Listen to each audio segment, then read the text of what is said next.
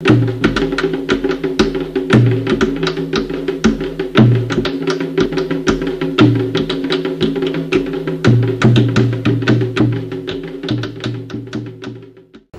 Diene Queiroga, quero já começar agradecendo a sua boa vontade. A senhora veio lá de Niterói para a gente bater esse papo e pedir que a senhora se apresente, que é para a gente desdobrar a nossa conversa. Sim, eu que agradeço, né? Agradeço o convite, para mim é muito bom estar aqui.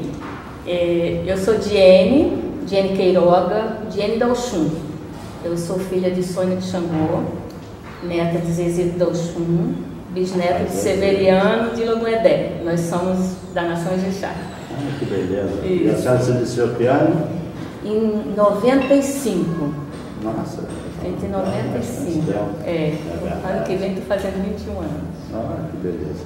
E foi uma belíssima surpresa. Eu descobri que a senhora é uma vodunce. Sim. Que trabalha com paramentas de orixá. Sim. Como é que foi essa história? Porque isso a senhora sabe, normalmente são os homens sim, que trabalham essa questão do metal. Como é que a senhora chegou a esse? Eu tenho uma formação artística. Sim. Eu frequentei a Faculdade de Belas Artes, a Escola de Belas Artes, e tenho essa fonte, né? Desenvolvi meu trabalho de arte, aprendi várias técnicas de materiais na faculdade. E quando eu me iniciei, aos poucos isso foi acontecendo. Não foi uma coisa assim que começou de uma hora para outra. Aos poucos. Eu era iniciada já devia estar com uns 2 anos de santo, 3 anos de santo. E uma vez a minha mãe, abrindo um jogo para mim, foi a primeira peça que eu fiz. Ela falou que o meu orixá estava pedindo uma peça para o ibá dela. E aí ela falou, você compre, traz para mim que eu vou colocar. E eu fui à rua procurar essa peça. E eu andei para lá, andei para cá e tal. E quando eu vi, porque naquele tempo eu era muito crua, eu não sabia nada. Sim. E quando eu vi o que era a peça e o material que era, eu falei, eu sei fazer isso. Eu vou fazer com minha própria mão. Para o meu orixá, vou dar com minha própria mão, vou produzir com minha própria mão. E foi assim que eu fiz. Eu fiz a peça, ficou bonita, eu achei bonita. E a minha mãe de santo também gostou tal. E foi essa a primeira peça que eu fiz. Mais adiante, a gente estava lá em casa, ela estava com 2 pessoas recolhidas. Era uma menina de Obaluayê e uma menina de Oxóssi. E ela me pediu para fazer as peças do Oxóssi dessa menina. As peças dele eram em palha. Olha. E eu fiz. E a outra, ela já tinha o azê, o Obaluayê já tinha um azê. E ela falou, você ajeita o paramento dele que ela já tem. Aí eu falei assim, mãe, posso pedir permissão para a senhora me dá licença de eu fazer um paramento novo para o Obaluayê também? Que é um santo que eu gosto muito. Aí eu fiz o paramento de Obaluayê e eu fiz o paramento de Oxóssi, todo em palha também. E nesse tempo, nessa obrigação, o meu avô de santo, o pai da minha mãe, estava lá. E ela falou para mim assim, olha, seu avô está querendo uma peça que eu falei que talvez você saiba fazer. Eu falei para ele conversar com você, para ele lhe dizer o que é, e você ver se você pode fazer. Aí ele veio para mim, me mostrou um desenho, falou, olha, eu queria essa peça desse formato, com esse desenho, nesse material, você consegue fazer isso? Eu falei, consigo. E aí eu fiz essa peça para ele. Olha. Aí ele falou, então faz mais um ideia, faz mais não sei o que e tal. Claro. E aí eu falei, sem problemas. Aí eu fiz as peças para ele e foram essas as primeiras peças que eu fiz. E daí eu fui fazendo uma peça aqui, outra ali. Fiz as peças do meu santo. Quando eu fiz 7 anos, eu fiz os paramentos do meu santo. Olha que beleza. E depois eu fiz os paramentos do Xangô da minha mãe, da Yansan da minha mãe. E aí fui fazendo mais para a família. Sim. Um irmão, outro irmão, depois um tio. E aí um dia eu peguei essas fotos todas e falei assim, porque as pessoas falavam assim, mas eu não sei, como é que eu faço para ver seu trabalho? Como é que eu faço? Às vezes eu andava com a foto na bolsa, aí eu mostrava, mas tinha vezes que eu não estava com a foto. Eu falei, vou fazer um portfólio virtual. Sim. Peguei essas fotos que eu tinha e eu postei num blog na internet, que é o blog Ferramenteira, que está lá até hoje. Sim. Isso foi em 98 que eu fiz, eu já fazia os paramentos antes. Em 98 eu abri o blog. Olha. E através do blog eu tive bastante retorno, as pessoas me encontravam na internet, e aí me escreviam, e aí eu fui desenvolvendo meu trabalho assim. E aí se profissionalizou nisso e se aprofundou. E hoje faz qualquer tipo de ferramenta em metal? E sim, eu tenho algumas limitações técnicas. Sim.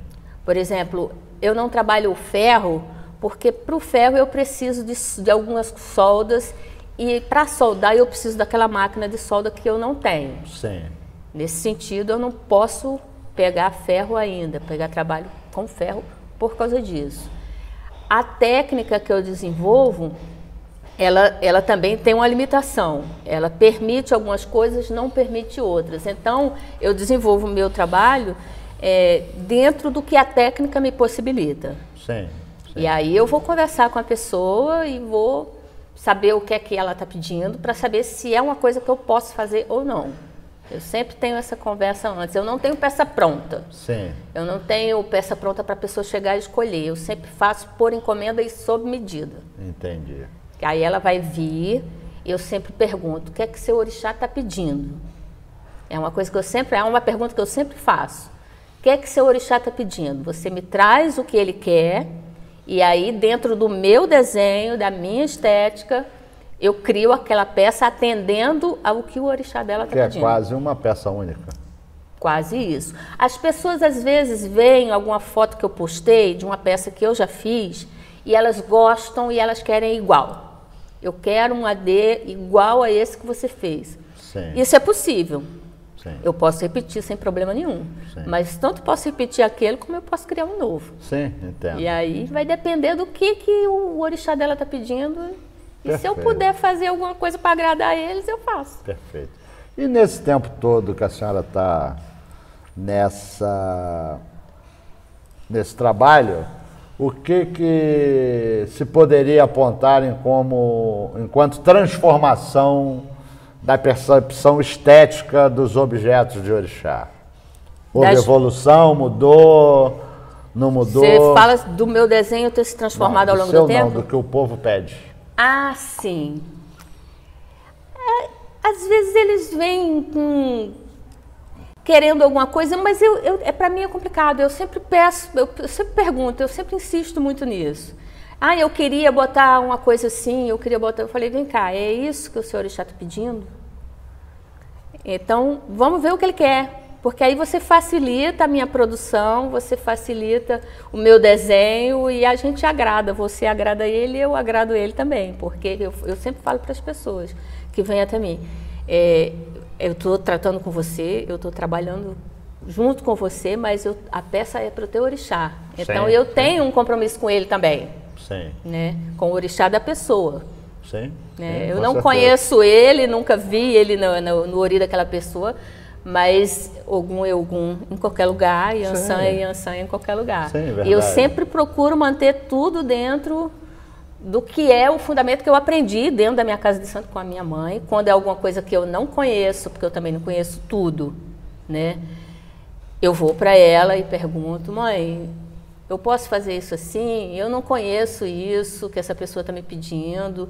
Eu posso fazer isso assim? Aí ela sempre me dá uma ajuda, sempre me orienta, porque a gente tem que ir nos mais velhos, né? Sim, sim, sim. E isso é interessante porque a gente tem falado muito dessas coisas e ouvido muitas queixas com relação a essas coisas. Até um amigo nosso, o Babá Alexandre de Oxum, que deu a entrevista aqui, sim, ele apontou essa questão da carnavalização, sim, do candomblé. E isso é uma coisa que a gente observa, sim, no próprio comércio dos artefatos do candomblé, que são basicamente as mesmas peças parece que são feitas industrialmente, Sim. que não se consegue fugir desse padrão, dessa estética que foi adotada, né? Está muito mais para o carnaval do que aquilo que a gente sempre viu enquanto paramento de orixá. Eu não canso de citar isso. Um dos adês mais bonitos que eu já vi na minha vida, ele foi feito a partir de uma caixa de papelão. Uma caixa de sapato, Sim. na verdade. A pessoa abriu, tirou o sapato, pegou aquela caixa de papelão, abriu, sim, e ali ela desenhou o adê, recortou, forrou, costurou o tecido, bordou, botou o filá e ficou uma coisa fantástica. Isso assim, coisas de pouquíssimas horas dentro da roça. Sim. Que é um dos aspectos que as pessoas também reclamam, que é esse abandono do artesão, sim, de dentro da roça. Sim. O abandono da costureira, esse estímulo, de, né, dentro da roça. Porque todas as roças, todos os utensílios de roça, de candomblé, sempre foram feitos por pessoas dentro, sim, da roça, sim, obedecendo a esse critério que a senhora adota, sim, né? O que o seu santo quer, o que o santo leva efetivamente. E as coisas eram feitas e manufaturadas dessa maneira. As costureiras, os artesãos, as ferramentas, dos santos que tem ferramenta, tudo era determinado pelo jogo, pela consulta, enfim. E parece que essa característica foi tirada, porque o comércio lhe oferece uma gama sem número de coisas, mas que a gente olha, e quando a gente quer um AD simples... Mas também você tem que ver que essa oferta, ela existe porque algumas pessoas que compram essas peças acham elas bonitas, né? Eu acho difícil dizer isso, porque não se tem opção. Também tem isso. Se a senhora fizer, quem for qualquer loja aí, principalmente no Mercadão, né, todas as lojas se tem o mesmo padrão, né, de AD. Não se tem um AD simples, baixinho, pequeno, que era o que se usava. Que é o que eu gosto de fazer, as minhas peças são pequenas. Em contrapartida a um AD de que o santo tem que ficar equilibrando uma lata d'água na cabeça. Não tem essa opção. Então eu digo, já fiz uma matéria sobre isso, é a ditadura estética, sim, que o comércio está estabelecendo para o pessoal de santo. Não é? E aí a minha curiosidade em convidá-la foi no sentido de primeiro, ineditismo de uma mulher produzindo ferramentas. Sim. A sua formação artística de uma universidade de belas artes, para tentar descobrir isso, quer dizer, o valor estético dessa questão. Porque eu procuro fazer o que eu gosto, mas não é só o que eu gosto, eu procuro saber o que pertence ao orixá e o que não pertence. Eu tenho muito respeito por isso. Eu acho que eu sou do santo, então eu procuro preservar essa tradição. É isso que o santo leva, é dentro disso que eu vou querer fazer aquele paramento. E tenho muito cuidado com isso, de fazer e dentro do meu gosto. Eu não gosto de peças grandes, então eu procuro fazer peças delicadas, porque para mim eu estou trabalhando para o orixá. Sim. Então, se a minha peça é para o orixá, ela tem que ter acabamento por fora, ela tem que ter acabamento por dentro.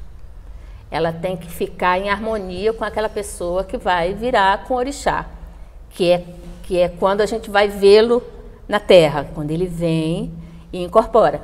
E então eu coloco aquela minha peça em harmonia com aquela pessoa que vai virar. Se é uma pessoa grande, eu vou fazer de uma forma que não fique um bibelozinho pequeno. Se é uma pessoa miúda, eu vou fazer com que ele fique em harmonia com o tamanho daquela pessoa. Sim, perfeito. E sempre procurando fazer essa peça, trazendo o que pertence ao orixá.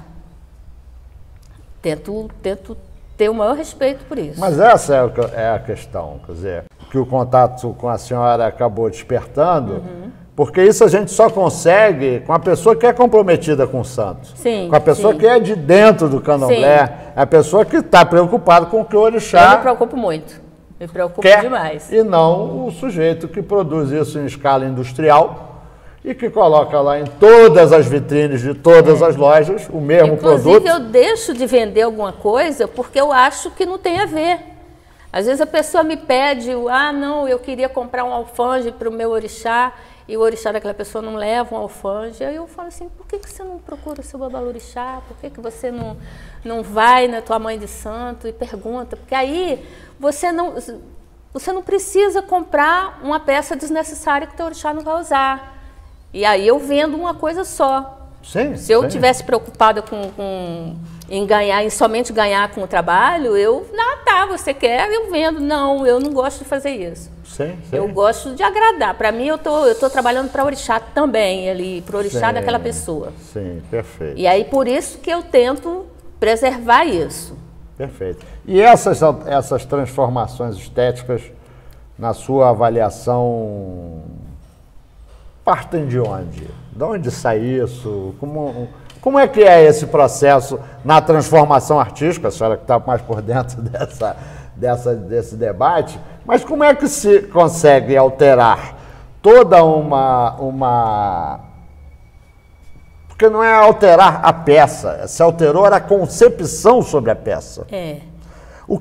Como é que se transforma um AD de 3 andares, gigante, na concepção estética de um ornamento de orixá?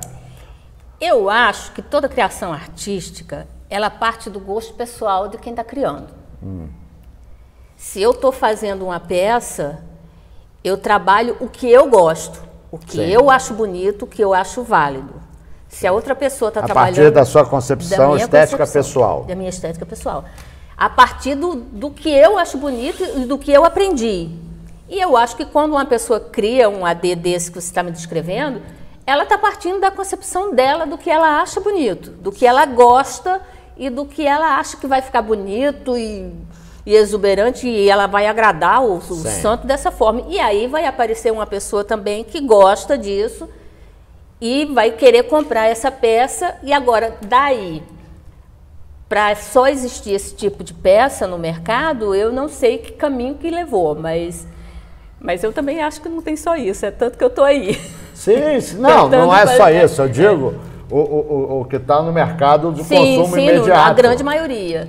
Mas eu acho realmente isso, eu acho realmente que a pessoa faz dentro do que ela acha belo, dentro da sua estética pessoal, dentro do que é teu gosto. Sim, e isso é tão complicado que não é raro, aliás, é muito comum a gente ir a candomblé e o santo está dançando e o AD despenca. Eu tenho muito cuidado com isso. Não é? Tenho muito cuidado com isso. Aquele do braço. A impulsa solta. A impulsa solta, o da perna solta. Quer dizer, porque aquilo não foi feito de encomenda. Aquilo não foi feito para aquela pessoa que está recebendo o santo ali, para aquele santo. Sim. Aquilo é um produto que você comprou lá, 44, 42, 46, que se industrializou, uma coisa que é absolutamente individual. Pois é, por causa disso mesmo meu cuidado, porque se você vai fazer um AD, eu peço as medidas, eu peço a medida do pano da pessoa com o pano de cabeça, como vai ser usado, eu peço a medida da cabeça pura, porque eu tenho que fazer essa AD de forma que ele não fique maior do que essa medida, porque se ele ficar maior, o orixá vai estar dando ruim no barracão e aquilo vai entrar no pescoço dele. Então ele tem que ter uma medida que ele possa ser ajustado na cabeça, que não machuque a pessoa e que não caia quando o orixá estiver dando ruim. Exatamente. Que são os cuidados que a gente tem que tomar com o santo. Sim. E esses pedidos lhe assustam? Como é que eu vou dizer? Lhe espantam? Assustam não, lhe espantam? De pedir uma peça... Olha, não vem muita gente assim para mim. Não vem. O que mais acontece é que a pessoa já vem com a orientação, vem muito isso, com a orientação do babalorixá. Meu pai disse que tem que ser assim, meu pai disse que não pode ultrapassar esse tamanho, meu pai pede que seja desse jeito. E sempre vem. Quando não vem, às vezes acontece de vir isso acontece, assim, a pessoa ter desconhecimento, ser gente nova, que está começando no santo, que ainda vai se iniciar, e ela ainda está marcando, ainda não viu, então ela viu aquela minha peça na internet, ela me procura para saber preço, para saber como que é, quanto tempo que eu demoro para fazer. E aí é quando eu vou conversar com ela e vou dizer que eu preciso que ela me diga o que o orixá dela está querendo. Sim. Porque é a partir daí que eu vou criar o desenho para ele.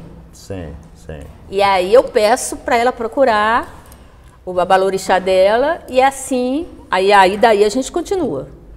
Então eu não tenho uma procura muito grande de coisas enormes. Estapafúrdias. E quando acontece, não, eu queria que fosse mais alto, eu falo, olha, eu não faço peças muito grandes, por vários motivos. Sim. Um é porque o meu desenho não comporta esse tamanho. Sim. Outro, o material que eu uso não comporta esse tamanho. O metal que eu uso não é um metal fino. Eu trabalho num relevo. Eu faço uma peça que ela é toda desenhada em relevo. Esse relevo ele tem uma certa profundidade. Então eu não posso usar um metal finíssimo, porque ele não me permite o relevo. Então eu uso um metal mais grosso. O metal mais grosso vai pesar mais. Sim. Se eu coloco uma peça muito grande, ela vai ficar 1 tonelada na cabeça e a pessoa não vai aguentar vestir. Sim, e aí eu trago tudo para um tamanho que eu acho que fica proporcional, mais harmônico, proporcional e dentro do que o meu desenho desenvolve ali para aquela peça. Perfeito, perfeito. Então, pela sua experiência, a senhora informa e nos até acalenta de que existe sim uma parcela desse público que está preocupado com a qualidade. Inclusive eu tive pessoas que me procuraram, que foram meus clientes, alguns viraram amigos, que até falou assim para mim, teve uma cliente que virou minha amiga, que me procurou para fazer as roupas os paramentos do santo dela, e quando eu respondi, eu respondi assim, o que é que o seu santo está pedindo? Ela falou assim, nesse momento eu resolvi que eu ia fazer meu paramento do meu santo com você, porque você se preocupa com o que o orixá está pedindo. Aí eu falei, fico muito feliz de saber disso. Claro. Eu sempre me preocupo. Claro, beleza. E fora os paramentos de Oxum, claro, quais são as ferramentas que a senhora mais... Não vou dizer gostar de fazer, porque um trabalho desse a senhora deve gostar de tudo. Adoro. Mas quais são aqueles assim que mais lhe motivam? O que me motiva é quando o cliente me permite criar um desenho novo. Entendo. Ótimo. Quando o cliente me dá a liberdade de, dentro do que ele traz para mim, de criar um desenho novo. Isso me motiva demais. De poder fazer uma coisa nova a cada vez, para mim isso é muito bom. Isso é muito bom. Então, tem clientes meus que são assim, já voltaram, já fizeram suas peças, já voltaram, já recomendaram. E tem clientes que chegam para mim e falam, olha, eu quero o paramento do meu santo, seja ele Oxaguian, Ogum, Oxóssi, Yansan. Pode fazer o que você quiser. Aí eu fico feliz da vida de poder criar um desenho novo. Imagina. E mas eu sempre pergunto, o que é que ele está pedindo? Que aí, de acordo com isso, eu crio, porque o desenho é meu, eu vou fazer. Mas tem algum especial que lhe desperta assim mais... Eu adoro fazer as peças de Loguedé, eu adoro fazer as peças de Oxum, gosto muito de Ogum, eu gosto muito. Na verdade, a senhora gosta de tudo. Eu gosto. Eu gosto desse desafio também, da pessoa me trazer uma peça nova. O meu santo veste assim, então... A senhora pode fazer uma peça assim para mim? Posso. E aí eu vou perguntando.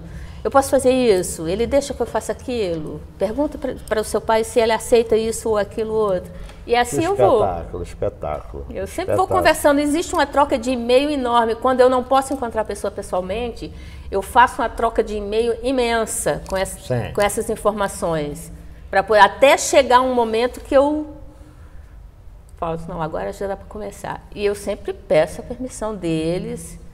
Quando eu vou começar a trabalhar, eu falo, meu pai, agora é com o senhor vai me mostrar o que é que o senhor quer. Olha que responsabilidade!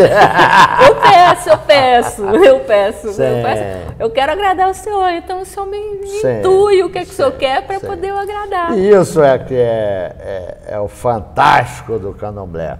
são as imensas possibilidades de se criar, de se produzir, além do aspecto religioso, Sim. todo esse aspecto cultural que dá espaço para, nossa, quase que uma infinidade. Muito rica de imagem, de cultura, de estética, de desenhos, é muito rico, é muito rico. E eu acho que só dentro das nossas influências, desde a influência africana, da estética africana, da arte africana, das nossas próprias, dos nossos próprios orixás, a sua história, seus arquétipos, suas...